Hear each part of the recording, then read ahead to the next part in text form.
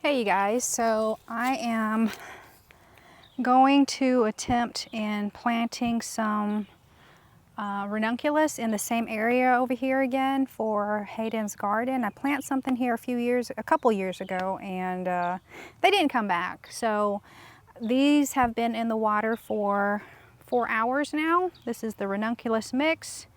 I also got some anemone, St. Brigid anemone mix, and I'm going to plant that here as well. I started some from, I wanted to pre-sprout some of them, and they didn't turn out very good. They got mushy, and they didn't make it. So I'm going to plant a few of these. This is Tomer Pink and Purple Sensation, and I also have Pickety mix here with Tomer Red. So let me go get my little, where's my little small trowel at? Let me get my trowel. Okay, I've got my trowel right here, so I'm gonna dig a few holes. They don't need to be